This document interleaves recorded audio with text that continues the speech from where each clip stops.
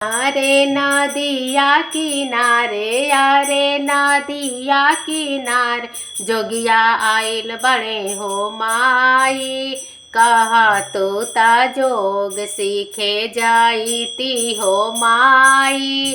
कहा तो ता जोग सीखे जाईती हो माई।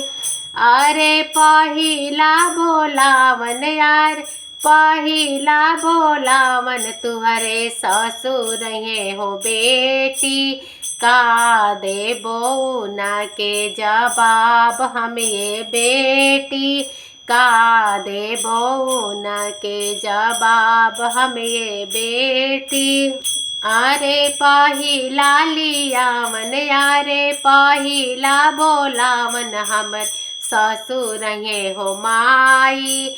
कह दिया दुलारी बेटी खेले गली हो माई। कह दिया दुलारी बेटी पढ़े गली हो माई। अरे नदिया किनारे, अरे नदिया किनारे, जोगिया आइल बड़े हो माई। कहा तो ता जोग सीख जाईती हो माई। कहा तो ता जोग सीखे। अरे दूसरा लियावन, अरे दूसरा बोलावन तुअर भसुर ये बेटी। का देबो ना के जवाब हम ये बेटी। का देबो ना के। अरे दूसरा लियावन, अरे दूसरा लियावन हमरो भसुर ये हो माई। कह दिया दुलारी बेटी खेले गली हो माई। कह दिया दुलारी बेटी। अरे नदिया किनारे, अरे नदिया किनारे, जोगिया आइल बड़े हो माई। कहा तो ता जोग सीख जाईती हो माई। कहा तो ता जोग सीख।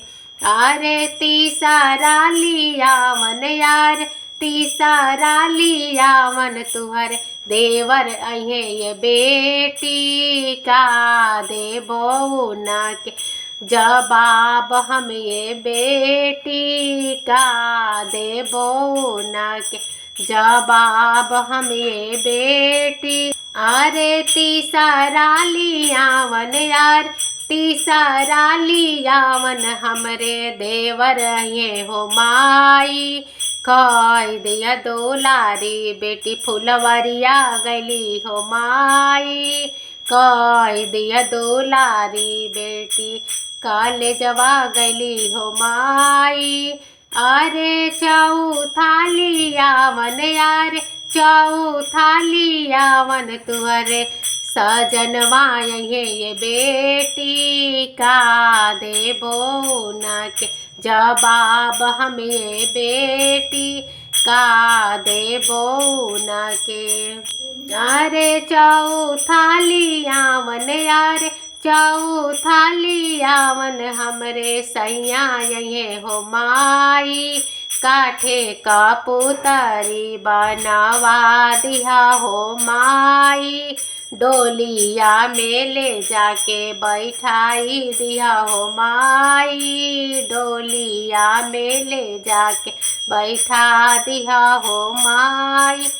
अरे डोलिया के अगवा पिछवा, यार डोलिया के अगवा पिछवा रो दिया हो माई। ससुरे का लोग तुहके बात मान जहे हो माई। ससुरे का लोगवा बात तुहरो मान जहे हो माई। अरे नदिया किनारे, अरे नदिया किनारे, जोगिया आइल बड़े हो माई। कहा तो ता जोग सीख जाईती हो माई।